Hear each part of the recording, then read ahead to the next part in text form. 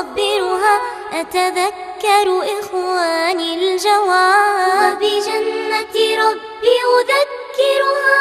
بني الإسلام على خمسة أركان في الدين: صوم وصلاة وزكاة حج والشهادات. الحمد لله وكفى والصلاة والسلام على نبي المصطفى. Ya ibadallah, assalamu alaikum wa rahmatullah. Les meilleures louanges sont inconditionnellement destinées à Allah, Allah l'unique sans fils, Allah qui prescrit les jeunes croyants que la paix et la bénédiction de la soit sur Muhammad, l'exemple parfait des jeûneurs, ainsi que sur sa famille pieuse, ses valeureux compagnons et tous ceux qui le suivront jusqu'au jour de la rétribution. Frères, dans la foi, les adorations sont multiformes et l'abstinence dont le jeûne en est une preuve de soumission à l'endroit du législateur par excellence. Mais en réalité, que doit-on comprendre de jeûner? Et quels sont les arguments livresques sur l'institutionnalisation du jeûne? Réponse dans cette autre émission de Sur le chemin de Ramadan. Alhamdulillah wahda wa salatu wa salamu ala man la nabiyya ba'da. Ya ibadallah, assalamu alaikum wa rahmatullah. Les meilleures louanges sont à Allah, Allah l'unique sans fils, Allah qui prescrit les jeunes aux croyants que la paix et la bénédiction de Allah soient sur Muhammad, l'exemple parfait des jeûneurs, ainsi que sur sa famille pieuse, ses valeureux compagnons et tous ceux qui le suivront jusqu'au jour de la rétribution. Adorateurs d'Allah, les adorations sont multiformes et l'abstinence dont le jeûne en est une preuve de la soumission à l'endroit du législateur par excellence. Mais terre à terre, que doit-on comprendre de jeûner? Et surtout, quels sont les arguments livresques de l'institution du jeûne? Très chers téléspectateurs, mesdames, mademoiselles, messieurs, bienvenue sur ce plateau de Sur le chemin de Ramadan. Sur le chemin de Ramadan, 7e saison, avec l'entretien, la cérémonie du Saint Al-Qur'an al-Karim, les héros de l'islam.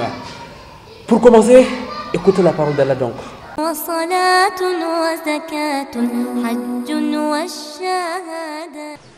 Bismillahirrahmanirrahim. Ara'ayta alladhi yukadhibu bid-din. Ici, Ara'ayta, nous avons la lettre Ra qui est avec At-Tafkhim. Ara'ayta, Ara'ayta alladhi, le mot alladhi, n'est-ce pas? Alladhi, c'est pas allazi. Ara'ayta alladhi yukadhibu, yukadhibu, la lettre Dal qui est doublée. Yukadhibu bid-din et bid-din. Ici, nous avons al-maddul aridu lis-sukun. Et ce mad, on l'a dit, on peut faire 2, 4 ou bien 6 harakat de notre choix. Mais si on opte pour un choix, on doit garder ce même choix, n'est-ce pas, jusqu'à la fin de la sourate. Ici, nous on va faire donc at-tawassut. Et en faisant donc ce mad, il faudra éviter de le lire du nez. Si vous faites Ara'ayta alladhi yukadhibu bid-din, bid-din, là ce sera du nez que vous serez en train de lire ce mad. C'est pas correct. Bid-din. Ara'ayta alladhi yukadhibu bid-din. Fadhalika alladhi yad'ul yatim. Yad'u. Ici la lettre Ain qui est doublée. Yad'u. Et là également, il ne faudrait pas la lire, n'est-ce pas, du nez. Yad'ul yatim. Yad'ul yatim. Fadhalika alladhi yad'ul yatim. Wala yahuddu ala ta'amil miskin.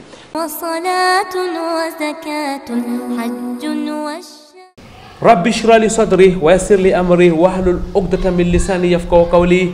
Une fois de plus, frères dans la foi, ahlan wa sahlan wa marhaban bikum. C'est avec beaucoup de plaisir que nous vous retrouvons dans le cadre de cette autre saison de votre émission Sur le chemin de Ramadan. 7e saison donc qui débute aujourd'hui avec le thème c'est quoi jeûner? Tout au long de ces mois bénis, mesdames, mademoiselles, messieurs, nous allons parcourir les différentes thématiques liées au jeûne du mois de Ramadan. Avec nous pour aborder la toute première émission, Et m'inviter qu'on ne présente pas sur ce plateau Cheikh Zakaria Ondoti, l'un des imams de la mosquée Ar-Raouda. Il est surtout président de l'association Asset Al-Bayan, encadreur des orphelins, mais aussi des prisonniers. Cheikh Zakaria Ondoti est aussi enseignant et prédicateur. Assalamu alaikum wa rahmatullahi wa barakatuh, Cheikh. Wa alaikum assalam wa rahmatullahi wa barakatuh. Cheikh, Allah vous récompense une fois de plus d'accepter notre invitation lors de la 6e saison. Vous étiez là. Alhamdulillah, cette année encore, Allah a permis qu'on se retrouve pour continuer à éclairer nos téléspectateurs et nous-mêmes par rapport à cet autre pilier de l'islam. Cheikh, on va donc commencer par les commencements. Aujourd'hui, nous allons parler du jeûne en général. Quelle est la définition linguistique de As-Siyam qu'on peut traduire par jeûne? Bismillahirrahmanirrahim wa salatu wa salam ala rasulillah wa ala alihi wa sahbihi man sara ala darbi ila yawmiddin wa ba'd. Alhamdulillah, lorsqu'on parle de jeûne qui est appelé donc As-Siyam en langue arabe, le terme As-Siyam en langue arabe exprime l'abstinence. Et ce terme a été employé dans le Coran, d'où Allah tabaraka wa ta'ala dit par la voix de Maryam, Inni nazartu li rahmani sawma, j'ai pris l'engagement d'abstinence, donc de ne point parler. Donc lorsqu'on dit jeûne, As-Siyam, c'est une manière de s'abstenir, de ne point ou parler ou manger, de s'abstenir d'une chose. Voilà le terme donc As-Siyam, son terme linguistique donc en langue arabe. Cheikh, les ulémas font toujours une différence entre la définition linguistique et la définition théologique. Sur le plan islamique, qu'est-ce qu'on doit comprendre par jeûner, As-Siyam? Dans sa terme juridique islamique, Al-Hafiz Ibn Hajar dans Fathul Bari l'a défini en disant Wa imsakum anil makhsus fi waqtin makhsus ala hay'atin makhsusa, c'est de s'abstenir à une chose bien particulière pendant un moment particulier, aux choses particulières. Donc, le sens linguistique et juridique, c'est l'abstinence de ne point manger, boire, ainsi que des rapports charnels, qui est du lever, qui est de l'aube jusqu'au coucher du soleil, avec l'intention d'adorer Allah tabaraka wa ta'ala. Donc, celui qui s'abstient de ne point manger, ni boire, ni rapport charnel, du l'aube jusqu'au coucher, jusqu'au crépuscule, mais il ne l'a pas intentionné, il n'a pas jeûné. Donc, il faut l'abstinence de trois choses. Il faut déterminer le temps qui est de l'aube jusqu'au coucher du soleil et avec l'intention, car le prophète sallallahu alayhi wa sallam dit Innamal a'malu binniyat. Cheikh, terre à terre, c'est quoi jeûner? Est-ce que c'est seulement s'abstenir? Comme les savants ont défini jeûner, jeûner, ce n'est pas le but d'Allah tabaraka wa ta'ala, ce n'est pas l'abstinence de ne point manger ou boire ou nous faire souffrir par la famine ou la soif et autres. Mais le but d'Allah tabaraka wa ta'ala, c'est de nous faire entrer, nous amener dans une école pour se former, afin d'avoir un grand élément d'adoration qu'on appelle la piété. Parce que la piété, c'est l'abstinence générale. L'abstinence de ne point parler du mal, de ne point regarder du mal, de ne point écouter du mal, de ne point manger ce qui n'est pas bon. C'est l'abstinence de tout ce que Allah tabaraka wa ta'ala l'a interdit. Celui qui parvient à s'abstenir pendant un mois, et alors il peut bien s'abstenir pendant un an. Celui qui l'a fait pendant un an, il peut s'en éloigner pendant toute sa vie. Donc, le fond du jeûne, c'est l'abstinence générale. Mais ce qui valide le jeûne, c'est l'abstinence pendant un moment bien précis, qui est de l'aube jusqu'au coucher du soleil, et qui est encore l'abstinence de ne point manger, ni boire, et ni rapport charnel. Mais le but visé, c'est d'amener le serviteur à une école de formation de la piété, qu'il soit pur et saint auprès d'Allah tabaraka wa ta'ala. Cheikh Zakaria Ondoti, c'est donc en réalité une espèce de soumission à l'exacté soit-il? Naam, c'est une soumission, car si nous voyons de l'autre côté la hadith qui est authentique du prophète sallallahu alayhi wa sallam, d'où le prophète dit, celui qui ne s'abstient pas de calomnie, des mensonges, des mauvais actes, Allah n'a pas besoin de son affamine et de son soif. Tandis que celui qui calomnie en plein ramadan, son jeûne est valide, mais le but visé du jeûne n'est pas validé. Voilà pourquoi le prophète dit Allah n'a pas besoin, parce que le but n'est pas atteint. Donc c'est une formation, c'est nous amener à à goûter ce qu'on appelle at-taqwa, la piété, ce qui va faire valider nos œuvres. Car Allah tabaraka wa ta'ala dit innama yataqabbalu Allahu minal muttaqin. Allah agrée l'œuvre des gens pieux. Lorsqu'on n'est pas pieux, l'œuvre ne sera pas acceptée. Cheikh Zakaria Ondoti, barakallahu fikoum. On va donc à présent quitter de la définition pour entrer dans le Coran al-Karim.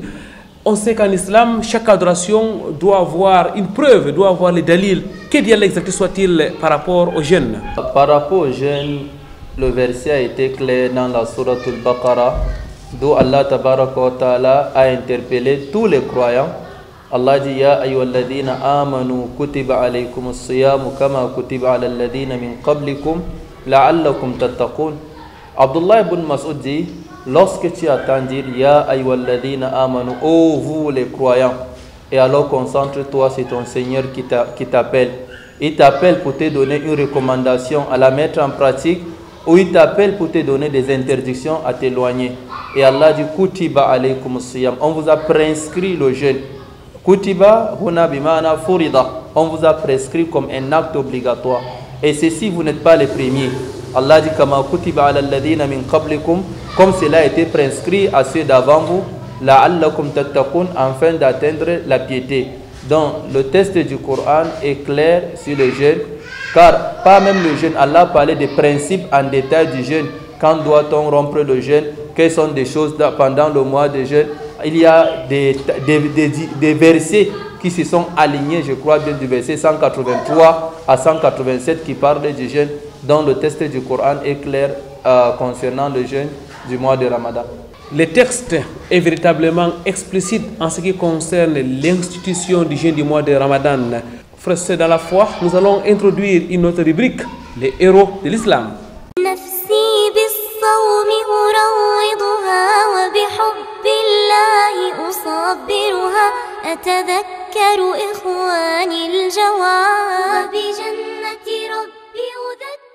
الحمد لله الذي أسرى بعبده ليلا من المسجد الحرام إلى المسجد الأقصى الذي باركنا حوله لنريه من آياتنا والصلاة والسلام على أشرف الأنبياء والمرسلين محمد ابن عبد الله وعلى آله وأصحابه وسلم تسليما كثيرا أما بعد فالسلام عليكم ورحمة الله وبركاته. Bienvenue à ce programme spécialement dédié au voyage nocturne du prophète sallallahu alayhi wa sallam qu'on a intitulé Al-Isra wal-Mi'raj. C'est un voyage important, extraordinaire que le prophète sallallahu alayhi wa sallam a effectué dans un contexte qui nécessitait, n'est-ce pas, automatiquement ce voyage-là. À la suite, n'est-ce pas, de la mort de l'oncle du prophète sallallahu alayhi wa sallam, Abu Talib, qui était un des piliers et un des supports du prophète sallallahu alayhi wa sallam, et suivi immédiatement par le décès de Khadija bint al-Khuwaylid, la bien-aimée du prophète sallallahu alayhi wa sallam, le noble prophète passa donc une année sombre, une année, n'est-ce pas, de tristesse. Par la suite, il se rendit donc à Taïf pour rechercher le soutien des notables de Taïf, avoir d'autres piliers et d'autres soutiens. Malheureusement, également là-bas, l'accueil n'avait pas été chaleureux. À la sortie donc de Taïf, Jibril alayhi salam est descendu avec l'ange de montagne. Et il a donc adressé la salam en lui proposant, n'est-ce pas, s'il voulait même le prophète sallallahu alayhi wa sallam, l'ange de montagne devait, n'est-ce pas, frapper ou bien frapper entre les montagnes, n'est-ce pas, de la Mecque afin de faire disparaître la ville de la Mecque. Le prophète a dit, pas du tout. Wallahu a'lam, peut-être dans la descendance de ces derniers qui refusent actuellement de m'accepter, il se pourrait qu'il y ait des croyants dans leur descendance. Et c'est ce qui se passa donc plus tard. C'est comme ça que ce noble prophète sallallahu alayhi wa sallam, malgré ses épreuves, il faisait dans son évocation en disant, Ya Allah, si toi tu n'es pas en colère contre moi, walillah alhamd, c'est que ça va aller de mon côté. Rendu donc à la Mecque, le prophète était encerclé, voire surveillé par ses oncles maternels et paternels qui étaient proches du prophète sallallahu alayhi wa sallam. Une donc nuit, parmi les nuits avant l'hégire, c'est ça qui nous permet de le dire ainsi. Pourquoi? Parce que nous savons qu'il n'y a aucun texte, aucun hadith authentique qui nous précise exactement la période de ce voyage, puisqu'il y a d'autres qui ont arrêté le 27 Rajab qui n'est pas justifié par un hadith, d'autres ont parlé du premier du Hijra, du premier, n'est-ce pas, pardon, le premier mois de Muharram, d'autres il y a eu beaucoup, n'est-ce pas, des points divergents par rapport à la datation de ce voyage. Mais nous savons que ça s'est effectué avant l'Hégire, parce que durant ce voyage, nous allons le découvrir, les 5 prières ont été légiférées. Donc, le voyage s'effectua, le prophète sallallahu alayhi wa sallam va effectuer ce voyage avant l'Hégire, donc avant de quitter de la Mecque pour Madina. Un soir, comme il est rappelé, il est relaté dans les hadiths rapportés par Abu Huraira, radiallahu anhu et d'autres, le prophète sallallahu alayhi wa sallam était donc couché entre ses oncles, parmi ses oncles. Jibril alayhi salam donc est venu par la toiture pour le récupérer.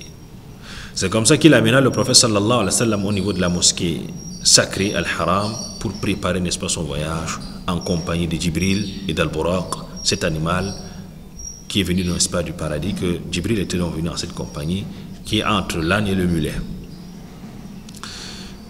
Dans les récits, il nous est rapporté, dans les récits authentiques, que le prophète sallallahu alayhi wa sallam a subi, donc, avant ce voyage-là, une deuxième opération, Shaq al-Sadr, n'est-ce pas?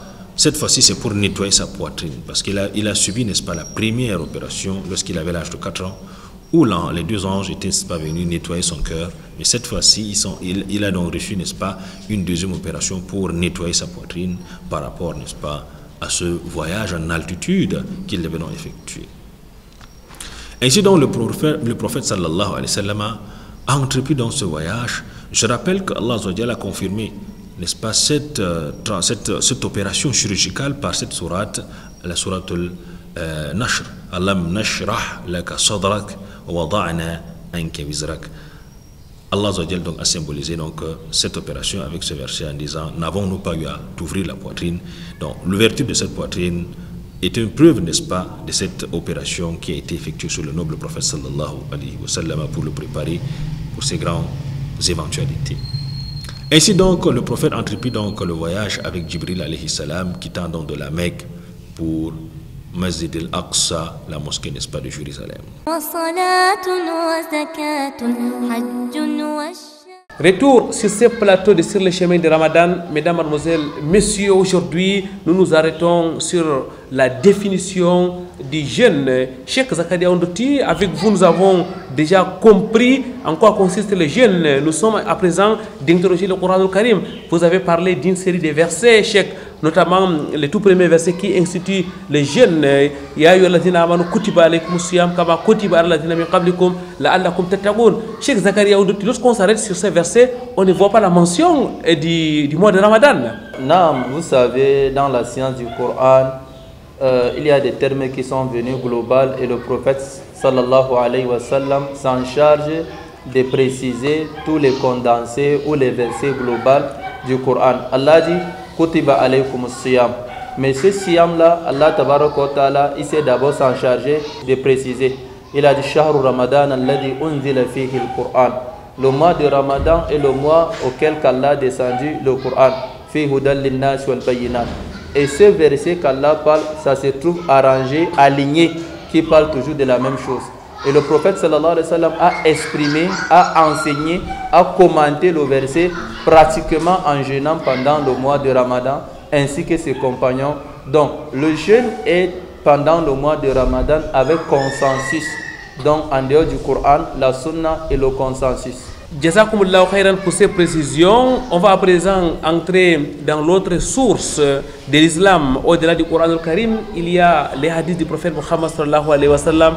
Cheikh, est-ce que le prophète Muhammad a aussi, d'une manière explicite, invité les uns et les autres à jeûner? Non, les hadiths du prophète sallallahu alayhi wa sallam authentiques ont été clairs, car le prophète a parlé du jeûne du mois de Ramadan, il a parlé des mérites, il a parlé des choses recommandées, il a parlé de la nuit du Laylatul Qadr, il a parlé de plusieurs choses, le prophète sallallahu alayhi wa sallam. Parmi des hadiths qui ont été clairs pendant le mois de Ramadan, j'aimerais mentionner 2 hadiths. Le premier hadith, l'hadith d'Imam Bukhari et Muslim, le prophète sallallahu alayhi wa sallam dit Buniya al-Islamu ala khamsin, shahadatu an la ilaha illallah wa anna Muhammadan Rasulullah wa iqamis salah wa ita'iz zakah wa sawm Ramadan wa hajju baytillahi al-haram. Le prophète dit, l'islam est bâti et construit sur 5 piliers. Et parmi les 5 piliers, il y a l'attestation de 2 fois. Croire qu'il n'y a point de divinité sauf Allah tabaraka wa ta'ala et que Muhammad est le messager d'Allah tabaraka wa ta'ala. Accomplir la prière, s'acquitter de la zakat, jeûner le mois de Ramadan et aussi accomplir le pèlerinage. Donc parmi les 5 piliers, le prophète a mentionné le jeûne du mois de Ramadan. Et vu ses importances, il a encore dit dans l'hadith d'Imam Bukhari, Man sama ramadanan imanan wa ihtisaba ghufira lahu ma taqaddama min dhanbi. Quiconque jeûne le Ramadan imanan avec plein foi wa ihtisaban prétendant la récompense auprès d'Allah tabaraka wa ta'ala, Allah va expier, va effacer tous ses péchés. Lorsqu'on efface tes péchés, c'est comme un synonyme du paradis qu'Allah nous met dedans. Amin, thumma amin. Cheikh Zakaria Ondoti, à vous entendre les paroles du prophète Mohammed sallallahu alayhi wa sallam qui abordent la question du jeûne sont nombreuses. Oui, les hadiths sont très très nombreuses. Voilà pourquoi lorsque nous voyons les grands recueils d'hadiths, que ce soit Bukhari, Muslim, Tirmidhi, Abu Daoud et autres, nous allons voir il y a un chapitre réservé concernant le jeûne. Et dans ce chapitre, il y a un autre chapitre réservé qui est un sous-chapitre réservé qui parle du jeûne. Il y a des actes interdits, il y a des actes recommandés facultatifs, il y a des actes qu'on avertit, il y a les œuvres qu'Allah tabaraka wa ta'ala le fait toujours pendant le Ramadan, il y a le rôle des anges, il y a beaucoup de choses. Le prophète dit lorsque le Ramadan entre, c'est des portes d'enfer qui se ferment. C'est déjà parlé du Ramadan.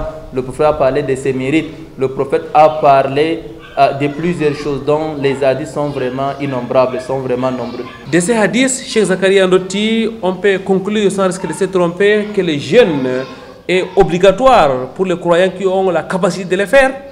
Le jeûne est obligatoire envers le musulman majeur qui jouit de ses facultés mentales, qui discerne et qui est pubère. Donc en ce moment, il devient responsable majeur, responsable de ses actes. Donc le jeûne est obligatoire envers ceux qui respectent ces conditions. Parce que les enfants ne doivent pas jeûner, car il n'est pas obligatoire de jeûner. Celui qui est éprouvé de la folie ne doit pas jeûner.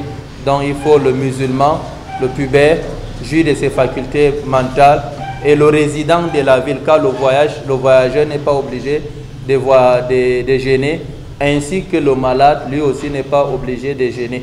Cheikh, vous avez abordé la question du jeûne des enfants. Vous avez dit qu'il ne doit pas. Il n'est pas obligé de jeûner ou il ne doit même pas? Non, l'enfant ne doit pas jeûner obligatoirement. On entraîne l'enfant, on enseigne l'enfant, on l'encourage avec des petits cadeaux, des bonnes paroles. Mais le jeûne n'est pas obligatoire pour l'enfant. Lorsqu'il jeûne, ses parents seront récompensés vu la bonne éducation qu'ils l'ont donnée. Mais il n'est pas obligatoire pour l'enfant. L'école Malikia dit tous les actes obligatoires sont surrogatoires aux enfants. Donc le jeûne du Ramadan n'est pas obligatoire aux mineurs. Et nous y reviendrons, mesdames, mademoiselles, messieurs, dans nos prochaines émissions, Inch'Allah, sur les obligations du jeûne du mois de Ramadan, ainsi que des personnes sur qui le jeûne a véritablement été institué. Cheikh Zakaria Ondoti, nous sommes pratiquement à la fin de cette émission. Avant de partir, on va prendre votre dernier mot. Oui, alhamdulillah, c'est d'abord remercier Allah tabaraka wa ta'ala qui nous comble toujours de sa grâce de voir les moments les plus bénéfiques, les moments les plus profitables. Donc je remercie Allah tabaraka wa ta'ala qui nous a donné cette grâce et je l'implore qu'il nous assiste tous dans ce mois, qu'il pardonne nos péchés et qu'il nous accorde le paradis. Amin, thumma amin, jazakumullahu khairan, barakallahu fikum, Cheikh Zakaria Ondoti, mesdames, mademoiselles, messieurs, Cheikh Zakaria Ondoti est l'un des imams de la mosquée Ar-Rawda, cette mosquée qui nous reçoit dans le cadre de la production de cette autre série d'émissions sur le chemin de Ramadan. Cheikh Zakaria Ondoti est aussi le président de l'association Asset Al-Bayan, cette association qui encadre les orphelins, mais aussi s'occupe de l'encadrement des prisonniers. Avant de partir, frères dans la foi, nous allons vous laisser avec cette invocation que vous pouvez retrouver dans les petits livres, la citadelle du musulman. Lorsqu'on se réveille, les messagers de la sallallahu alayhi wa sallam nous appellent donc à lire Alhamdulillahi alladhi ahyana ba'dama amatana wa ilayhi nushur. les meilleurs lois sont à Allah, Allah qui nous a accordé la vie après que nous soyons morts, c'est-à-dire après que nous soyons endormis, wa ilayhi nushur, et vers lui les retours. Nous avons, dans le cadre de cette production, mesdames, mademoiselles, messieurs, bénéficié de l'appui technique de Calvin Tekam et du frère Ousmane. سبحانك اللهم وبحمدك نشهد لا اله الا انت نستغفرك ونتوب اليك والسلام عليكم ورحمه الله وبركاته. نفسي بالصوم أروضها وبحب الله أصبرها أتذكر إخواني الجواب وبجنة ربي أذكرها. بني الإسلام على خمسة أركان في الدين: صوم وصلاة وزكاة حج والشهادة. نفسي بالصوم أروضها وبحب الله أصبرها أتذكر إخواني الجواب وبجنة ربي أذكرها. بني الإسلام على خمسة أركان في الدين: صوم وصلاة وزكاة حج والشهادة. نفسي بالصوم أروضها وبحب الله أصبرها أتذكر إخواني الجواب وبجنة ربي أذكرها. بني الإسلام على